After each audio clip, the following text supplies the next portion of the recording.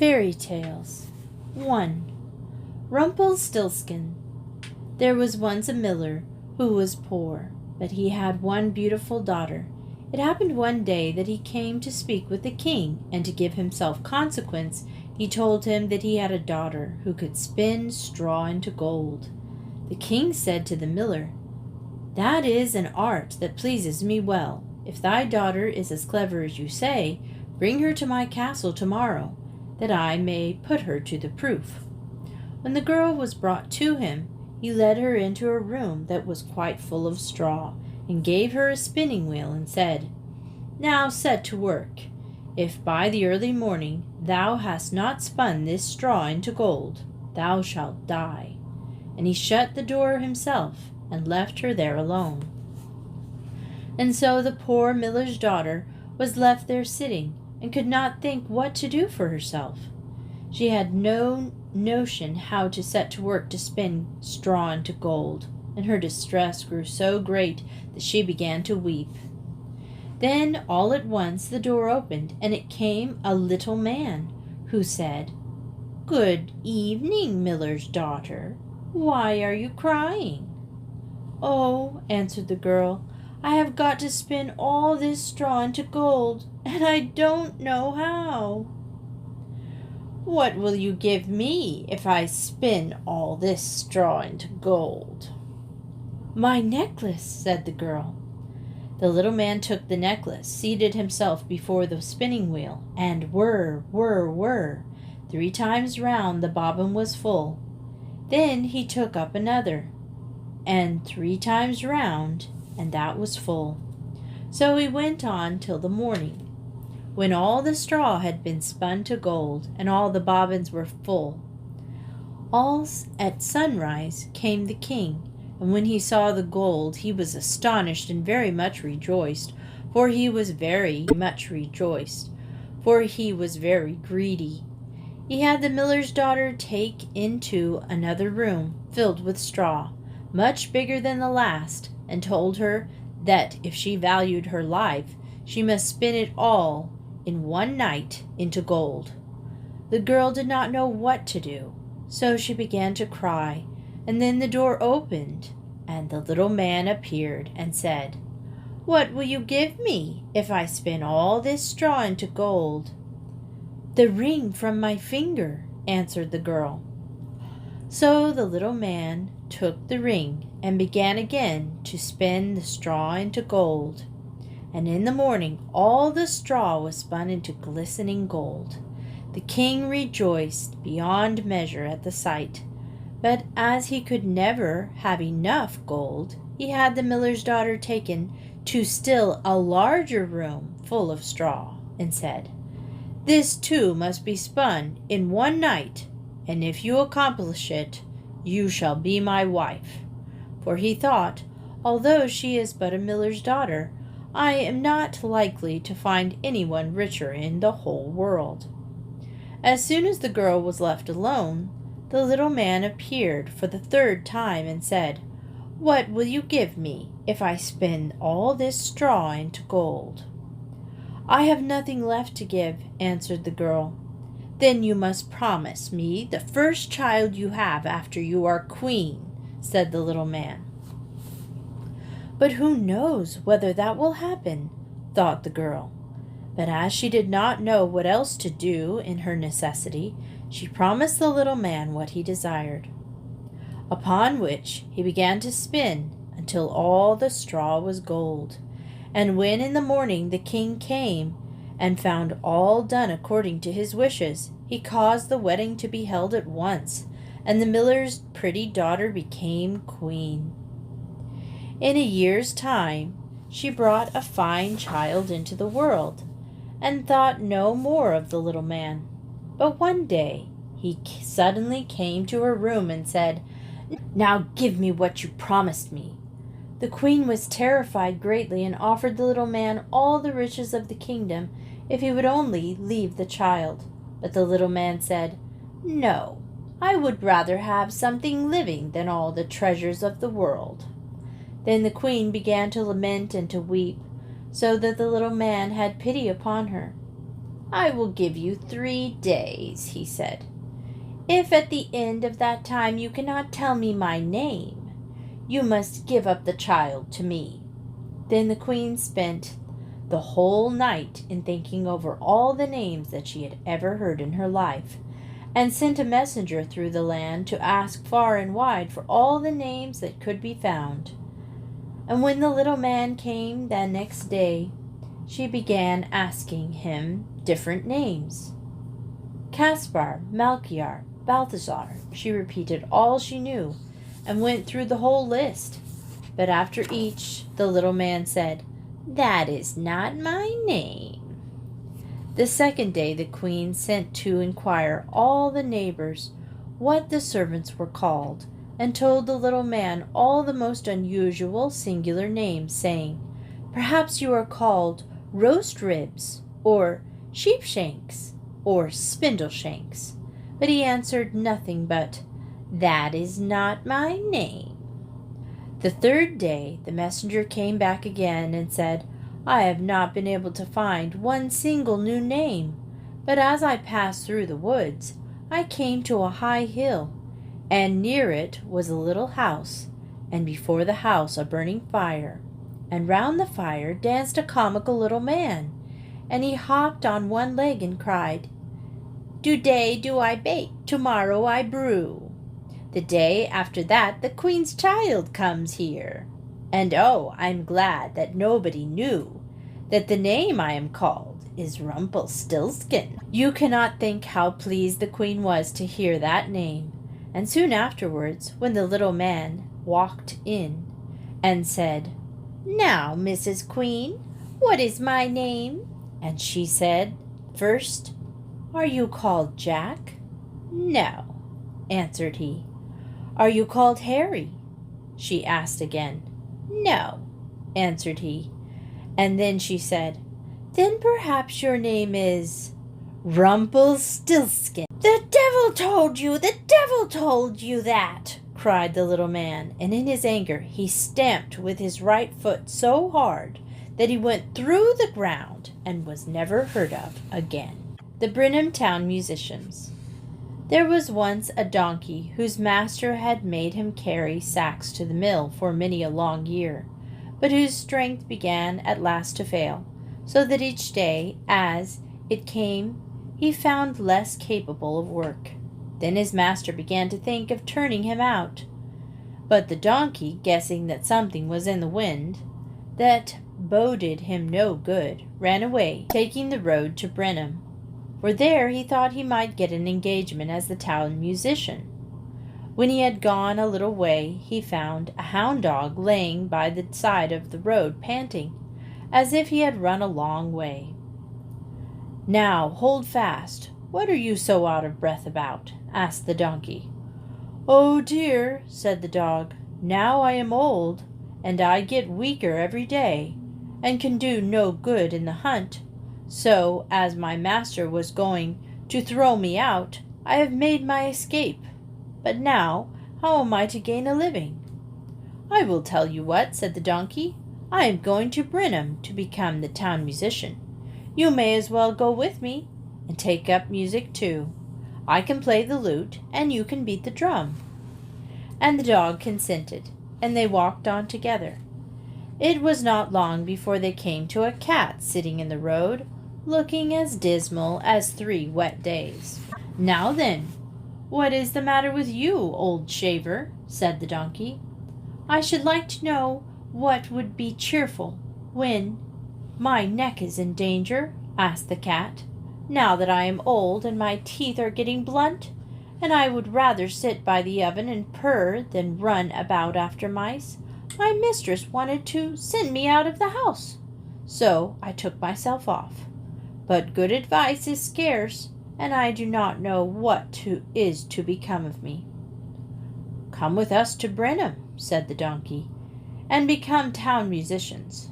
You understand serenading." The cat thought well of the idea, and went with them accordingly. After that the 3 travelers passed by a yard, and a cock was perched on the gate, crowing with all his might. "Your cries are enough to pierce bone and marrow," said the donkey. "What is the matter?" "I have foretold good weather for my lady, so that all the shirts may be washed and dried. And now, on Sunday morning, company is coming, and the mistress has told the cook that I must be made into soup. And this evening my neck is to be wrung, so that I am crowing with all my might while I can." "You had much better go with us, Chanticleer," said the donkey. "We are going to Bremen. At any rate, that will be better than you dying. You have a powerful voice, and when we all perform together, it will have a very good effect."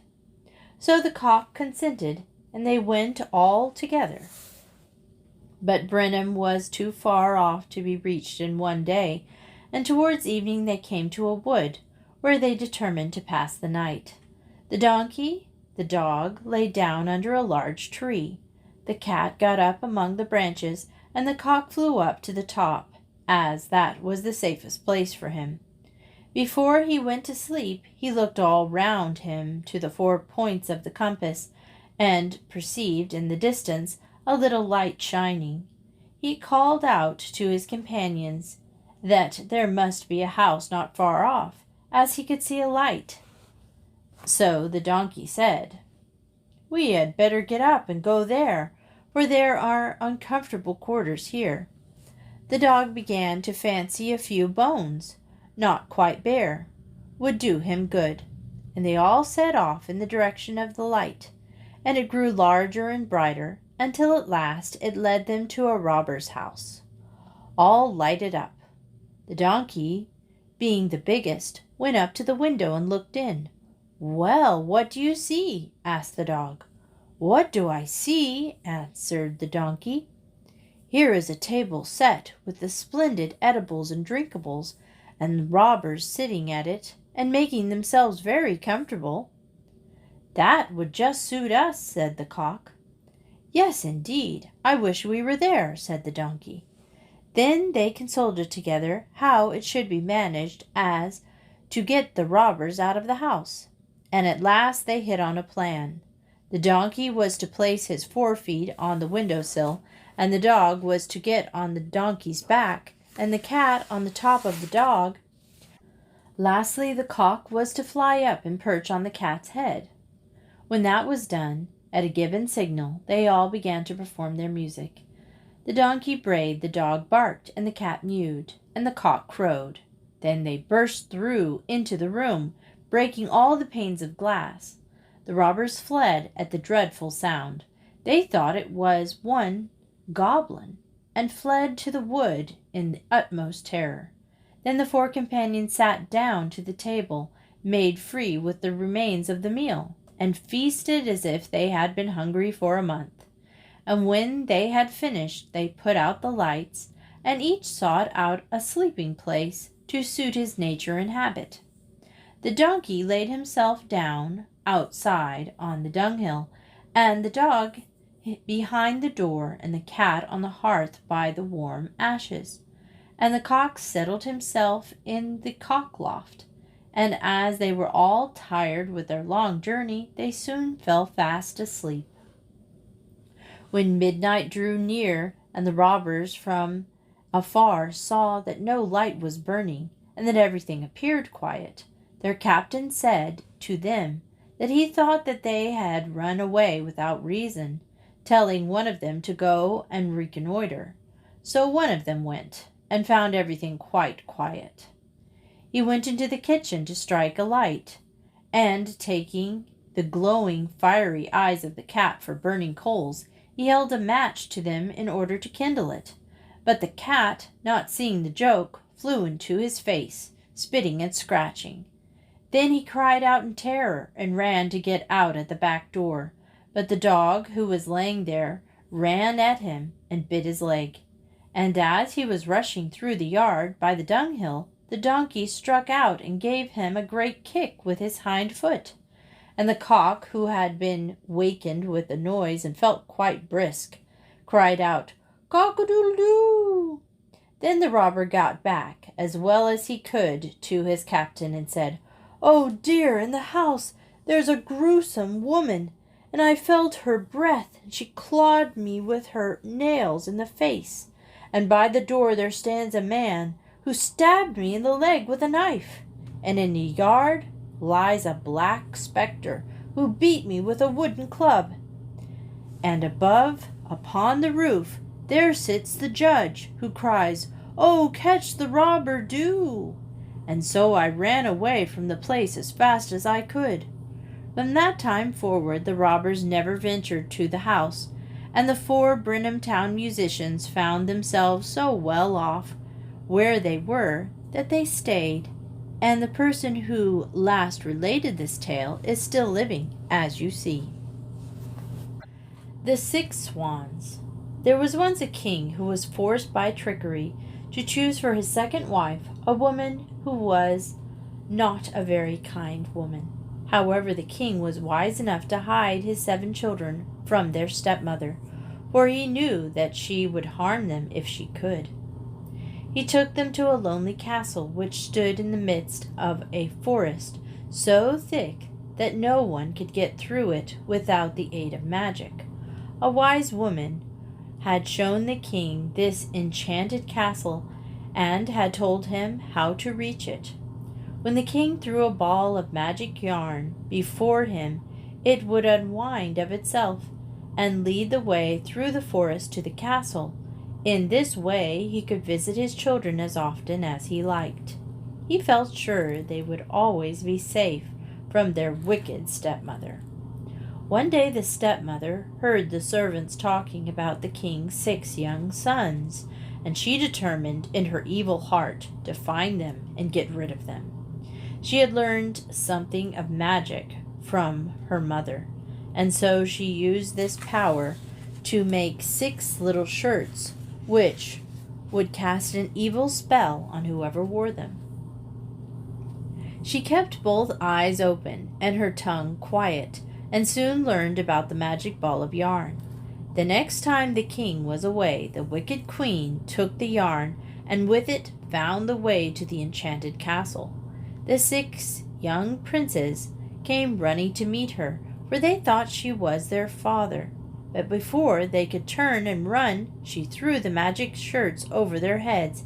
Instantly the 6 boys were turned into swans and flew up over the forest and away.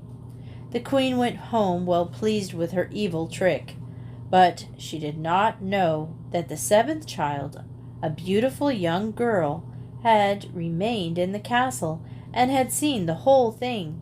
"Alas," sighed the little girl, "how can I bear to stay here in the castle without my brothers? I shall go into the world and rest neither day or night until I find them." So she started out, keeping her eyes over on the sky in hope of seeing the 6 swans. She walked all the day and all the night and all the next day. At length she could keep her eyes open no longer, and knew that she must find a place to rest. Just as she thought she could not go a step farther, she spied a small brown hut on the edge of a marshy stream. There was no one in the hut, but 6 beds, neatly made with white spreads and ruffled pillows, stood against the wall. She did not dare lie down on the beds for fear of annoying the owners, but she curled up on a rug in the corner, soon as fast asleep. Presently she was awakened by a strange rustling noise. She opened her eyes wide in amazement, and 6 beautiful white swans swooped in through the open window. Before the maiden could cry out, the 6 swans formed a circle and began blowing at each other. The white swan feathers blew off and vanished. The skins came off like shirts, and out stepped the 6 brothers. The maiden rushed to them, trying to kiss all 6 at once. At last the eldest brother stopped the glad celebration, saying, "Our joy has a short life, little sister. We are our own selves for a quarter of an hour each evening. The rest of the time we are swans." The maiden was sober for a moment, and then said firmly, "A quarter of an hour is better than nothing. I shall stay here and wait each evening for your coming." The eldest brother shook his head sadly. "No, no, little sister. This hut belongs to a band of wicked robbers. When they come home and find you, they will not be happy." But the maiden would not be daunted. "Surely there is a way to break the wicked spell," she said. "Yes, we have already learned it," answered her brother. "But alas, it is too difficult for any human being to accomplish. For 6 years you must neither speak nor laugh, and in that time you must make shirts for each of us. You must make the thread yourself out of nettles. From this moment on, if a single word falls from your lips, we shall evermore be swans." The maiden pressed her lips together firmly. "What must be done can be done," she thought to herself. At this very instant the quarter of an hour was finished, and the brothers became swans and flew off over the marsh. The maiden went at once to gather nettles, and although the rough leaves stung her dainty hands till they were red and blistered, she said not a word, but kept at it until she had made the nettles into thread. Then she built herself a hut of sticks and in the top of a huge oak tree, and lived there with the squirrels. She neither spoke nor laughed, but kept steadily at her work. One day the king of a nearby country came hunting through the forest. His huntsman spied the maiden and called to her to come down. The king also beseeched her to descend, for he had fallen in love with her at first sight. The maiden did not answer, but the king would not be discouraged. He boldly asked her to be his bride. The maiden said no word, but she nodded her head. The king leapt from his horse and climbed the tree and fetched the maiden down. She came with him willingly, and brought with her a great bundle of nettles. Joyfully the king placed the beautiful girl on the saddle before him, and hastened home. The wedding was celebrated with feasting and merrymaking, and through it all the bride said never a word. The king soon grew used to her silence, and was happy and contented with his sweet, gentle bride. He let her knit all day long, and brought her soothing oils to heal her blistered hands. All would have gone well if it had not been for the king's jealous stepmother, who had been used to having her own way at court before the young queen came. When the young queen's baby was born, this jealous stepmother stole it from the cradle and told the king that his wife had taken it. Since the queen would not speak to defend herself, the king had to believe his stepmother. The poor young queen was condemned as a witch.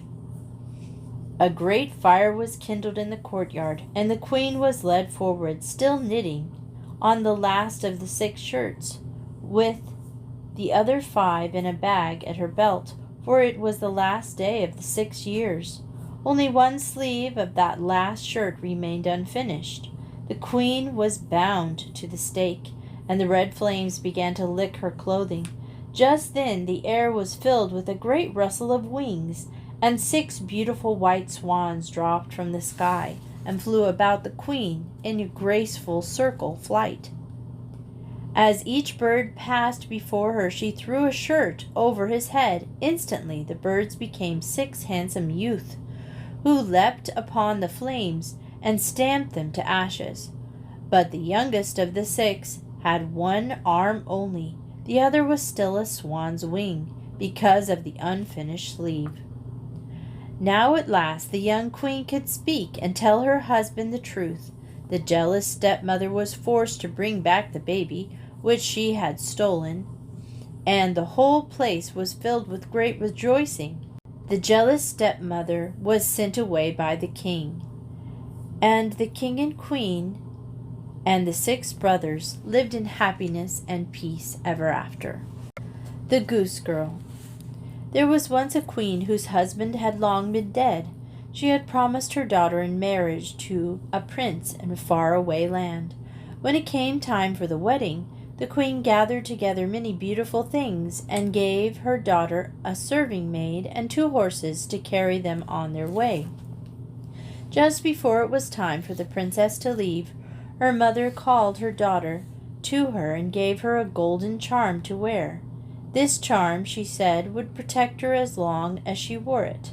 The horse she rode, the queen told her daughter, was a magic horse and could speak the language of human beings. The queen tucked the charm inside the girl's dress, and the princess and their maid mounted their horses and rode away. As they rode along, the sun rose higher in the sky, and the princess became very thirsty. Then they came to a brook, and the princess said to her maid, "Get down, I pray you, and get me a drink of water." The maid, who was impudent and lazy, answered, "If you want a drink, you will have to get it yourself. I will not wait on you." So the princess got down from her horse, and going to the brook knelt down to drink. Alas, alas, she sighed. "What will become of me?" The charm in her pocket answered, "Alas, alas, if your mother knew, her loving heart would break in 2." The princess mounted her horse and rode on. Soon she again became thirsty, and as she was a kind-hearted girl and believed no harm of anyone, she again asked the maid to get her a drink of water. Again the maid refused, and the princess dismounted and knelt beside the brook to drink. And she did so. The golden charm slipped from her dress and floated down the stream. The princess did not notice it, but the maid saw it and knew that she now had the princess in her power. When the princess was about to mount her horse again, the maid pushed her aside. "I will ride Falada, the magic horse," she said.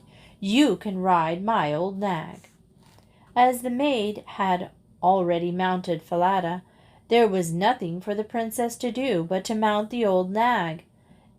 This she did, and they rode on toward the prince's kingdom. They had not gone far when the servant girl stopped and forced the princess to change clothes with her.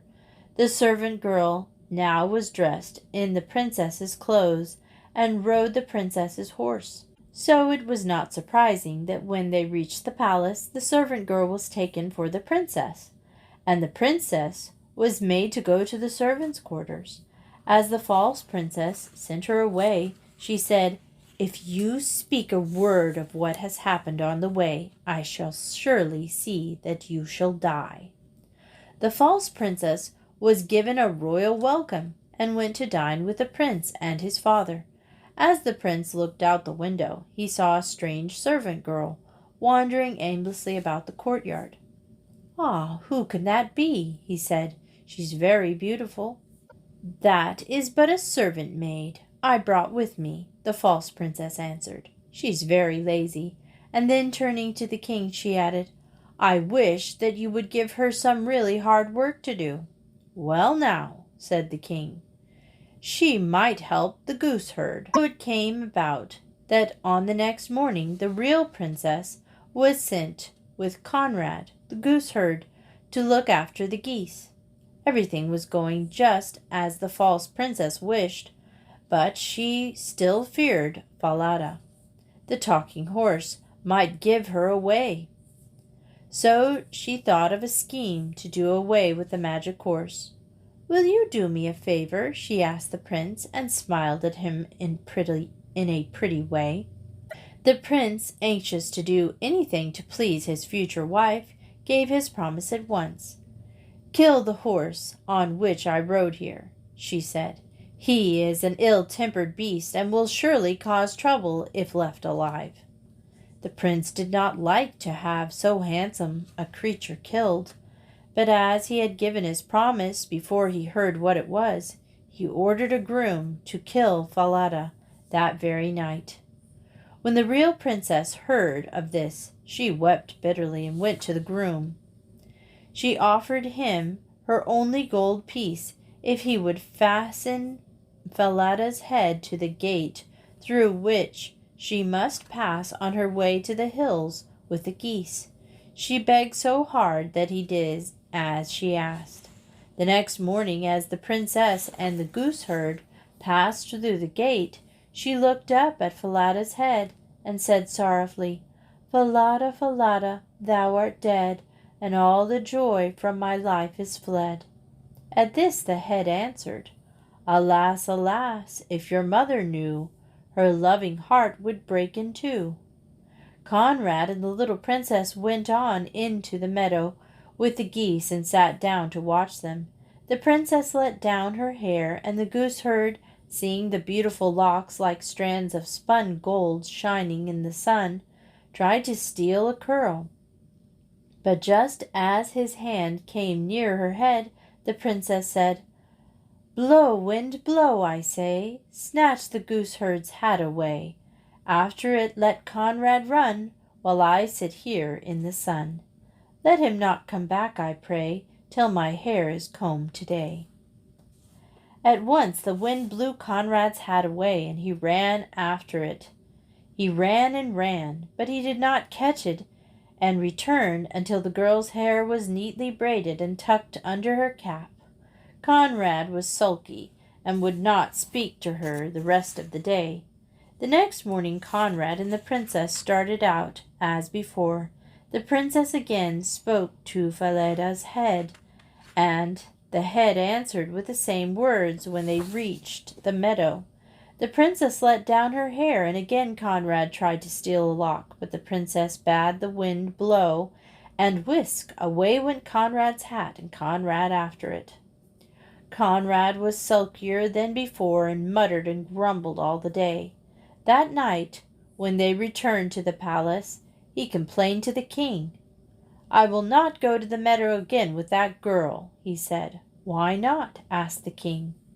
"Because all day she teases me," Conrad said. Then he told how the strange girl spoke to the horse's head each morning, and how it answered her. He told, too, how she loosened her hair, and then told the wind to blow his hat away. The king was puzzled at this story, and the next morning he went to the meadow himself, and hid himself behind some bushes. He saw the princess loosen her hair, and heard her tell the wind to blow Conrad's cap away. Then he watched her while she arranged her hair, and he marveled to see how it rivaled the sun in brightness and beauty. After a time, he crept away without letting anyone know he had been there. That night he called the girl to him and asked who she was and what her strange actions meant. "I dare not tell you," the girl answered sadly. "If I do, I shall lose my life." The king promised her that he would see no harm came to her, and he asked so kind and fatherly that the girl told him her story. When she had finished, the king told her to dry her eyes and weep no more, for he would help her regain her rightful place. Then he sent for the serving maid to dress her in beautiful clothes. When she appeared in her royal robes, it was clear that her story was true, for no one but a princess could be so beautiful and walk with such stately grace. That evening at dinner the king told everyone that he had to pass sentence on a wicked servant who had been false to his master and betrayed his trust. "What do you think should be done to punish such a person?" the king asked the false princess. "He should be put in a dark dungeon and never allowed to see the light of day again," she answered, never dreaming that the king was speaking to her own wicked deed. "That is the way it shall be done," said the king. "You have chosen your own punishment." So the wicked servant girl was thrown into a dungeon. As for the real princess and the prince, they were married at once and lived happily for many, many years. The end.